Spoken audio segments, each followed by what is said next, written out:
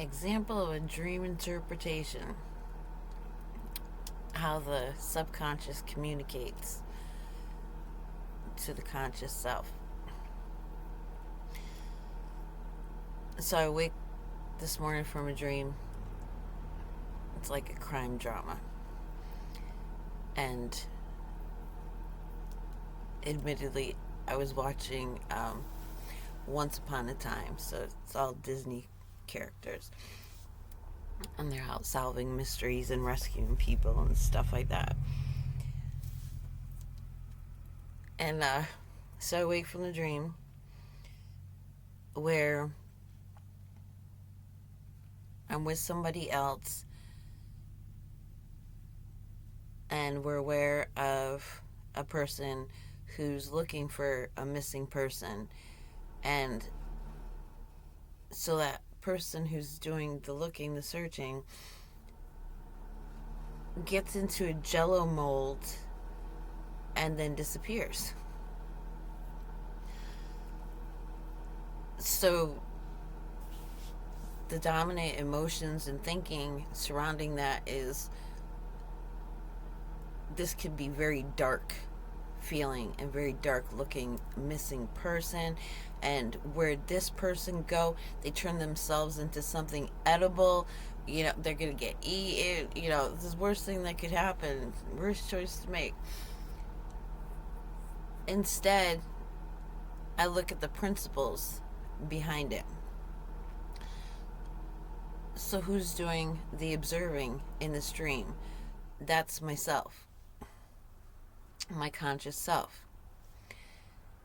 Who am I with? Obviously, I'm with my subconscious.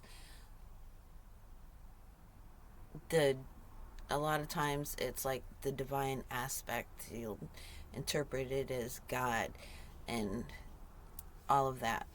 So my conscious self is with my subconscious self, and the subconscious self is the one doing the creating of this scenario, this story. And then the one who's doing the investigating, well, that's me. I'm observing myself with my subconscious who's telling me what's going on down in here. And I'm the investigator looking for my answers, the understandings. And that this person doing the investigating put themselves in a mold. They created their own mold and broke free from it in order to find something. That's actually a very encouraging dream.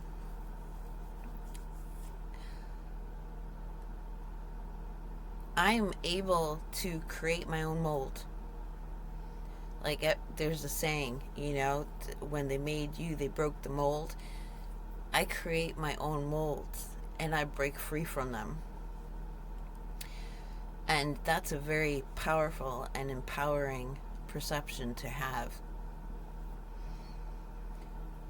And I just wanted to share this example because, especially this time of year, I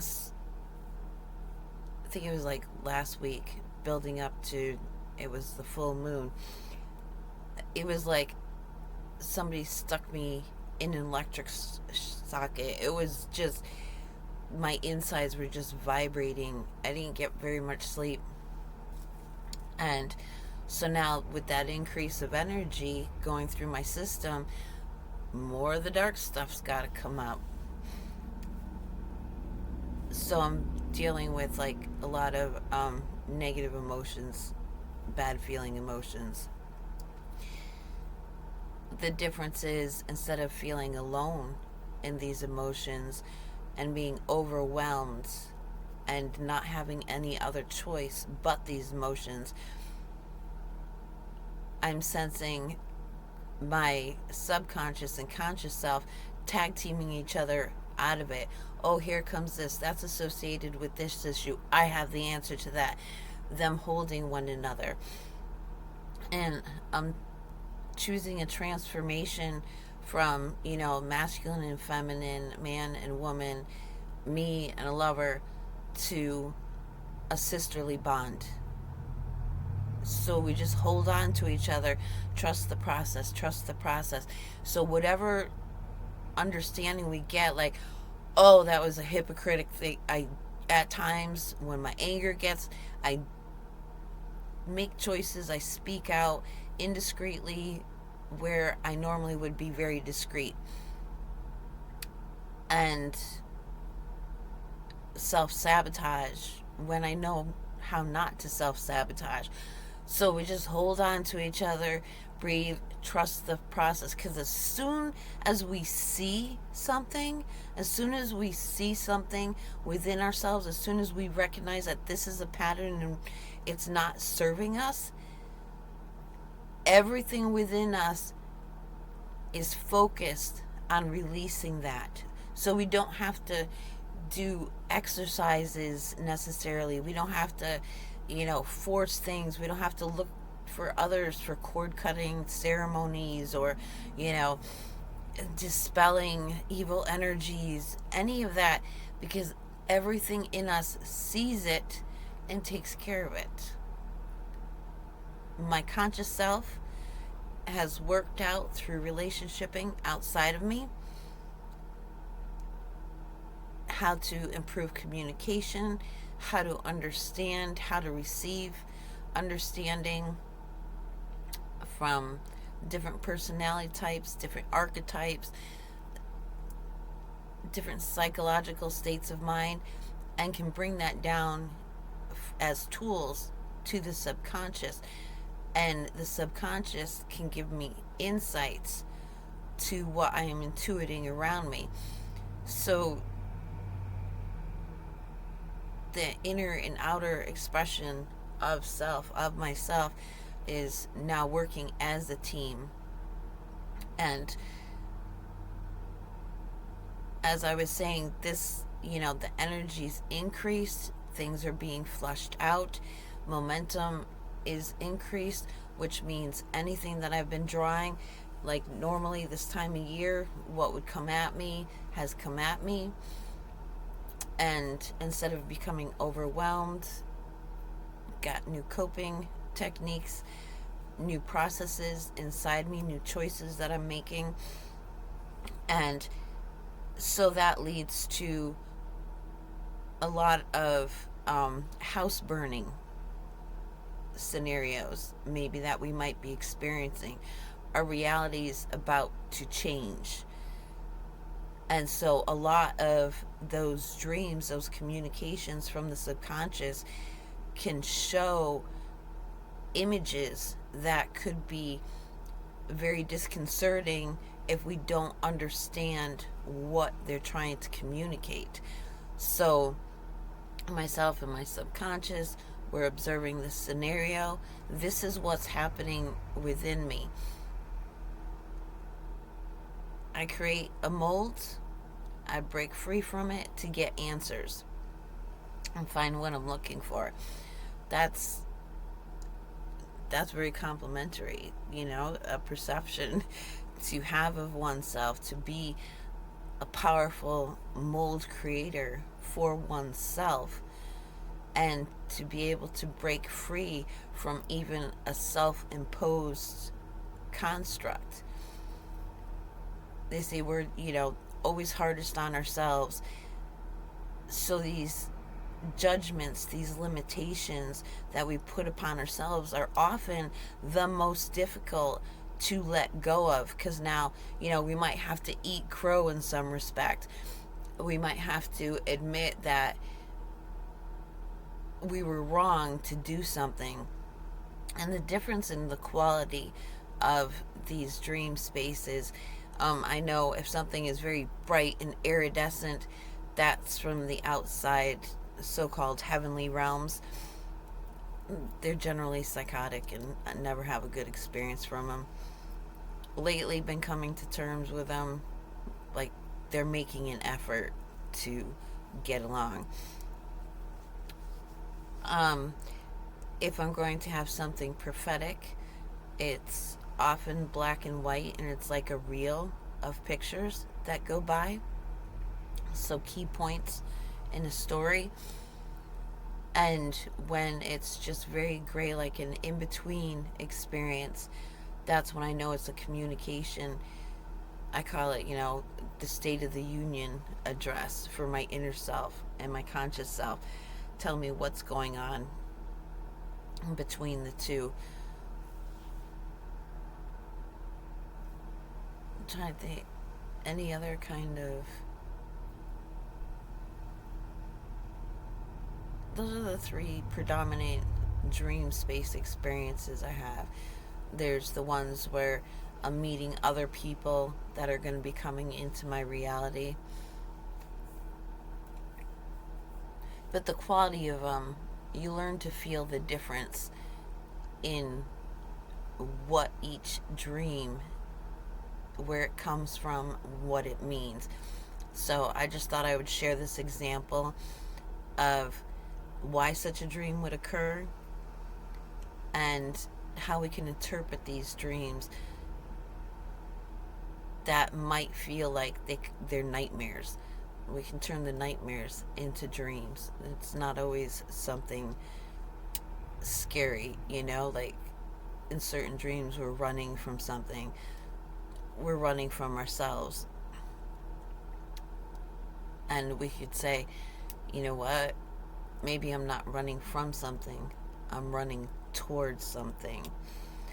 And sometimes those dreams can be really liberating when, for example, one dream I had, I was running from something and I stopped, I paused, I said, I wouldn't run from anything. I would ride my horse and just be free. So I stopped running and chose to experience the feeling of freedom. So I think they call that like lucid dreaming or conscious dreaming, something like that.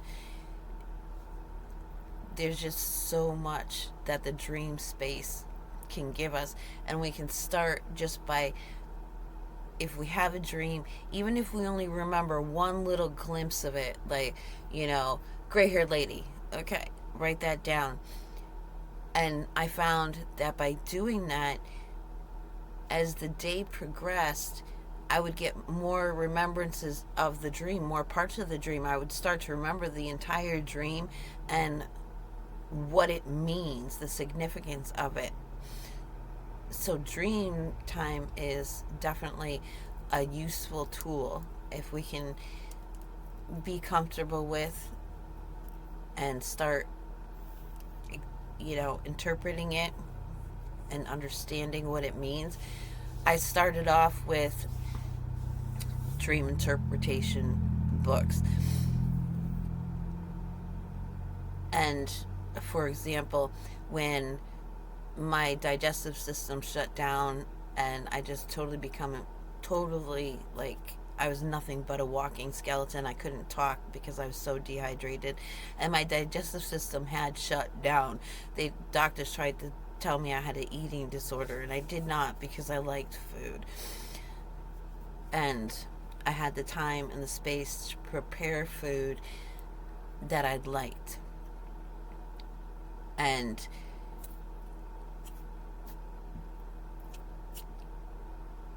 where was I going with that? I hate it when that happens. It's like I get lost in the feeling of freedom. I think some people call that ADHD. There's the aspect of me that experiences that. Oh well, it was really cool when I was in the hospital with that, my entire digestive system shutting down, and I couldn't even lift my arms to brush my hair or anything like that, but I could draw on a piece of paper, and I drew a picture of an angel. And then sure enough, the next day, the nurse that came in to bathe me actually looked like that angel. I got the face right, like whoa, I just drew this person into my reality, which of course it was just, a foreshadowing of who is coming in. And that's exciting. And I know I'm talking about dream interpretation and how it serves us. And I can't even imagine where I was going with that. So maybe another time. Hate it when that happens. Sometimes if I wait, it comes back to me. But maybe because I brought up that time period, there's a lot of processing around that. That was very painful time. A time when I first started to come to understand what those dream experiences about houses burning down and losing everything and being cast out into the snow, totally emaciated, two kids, not knowing, how we were going to support ourselves, not getting any help from any sort of family member.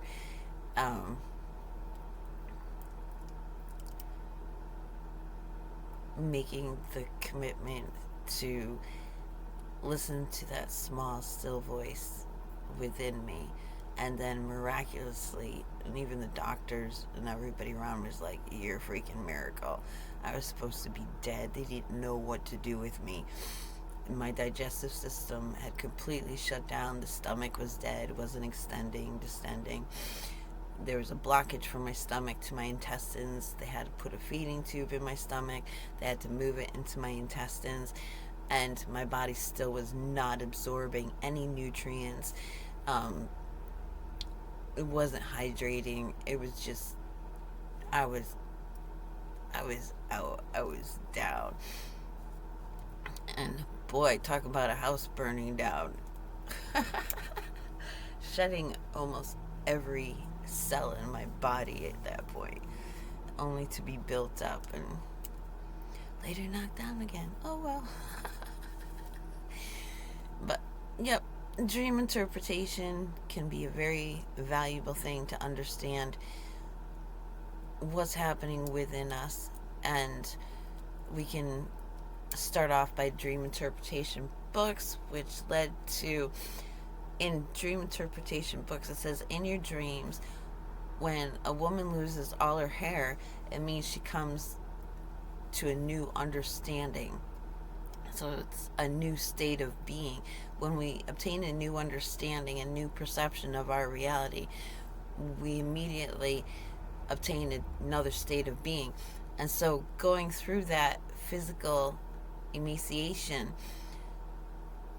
because they had to put me under anesthesia in order to, suck fluids out, because they, your normal saliva doesn't go down. Well, it goes down into your stomach, but if your stomach's not doing anything with it, if your esophagus is closed, it's just going to build up and get into your lungs and all of that. So they'd have to put me under anesthesia every couple of days and suck that out. And because of being under anesthesia every few days, all my hair fell out. And my hair, my entire life growing up through, teenage years, young adulthood, up until probably my late 30s, early 40s, my hair was always down past my weight. It was just long, dark hair, and it was beautiful, and it was just so much a part of me. And I lost all that hair. So I just boosted myself by going into the dream interpretation version of it. I lost all that hair because I'm gaining new understandings, new perceptions of myself, and I'm embodying something different. Coming into a new state of being. So I start with dream interpretation books, but it's very much like people read tarot cards. This is what somebody will tell you what it means, and you can start off with that archetypal, typical cardboard cutout of what something means, and then intuit what it means to you, expand on those understandings. For example, me losing my hair didn't happen in a dream world, unless you consider this the dream. And it happened in the real world, and so I adopted that interpretation, and I could apply that to this physical reality. And it's the same thing. How you perceive and experience something in the physical reality can be used in your dreams to tell you something that's going on inside you. So if you're dreaming about, something that happened at work, certain situation, and then you start dreaming about it, it isn't necessarily to apply to that work situation. It's telling you that that situation at work is what's happening within you.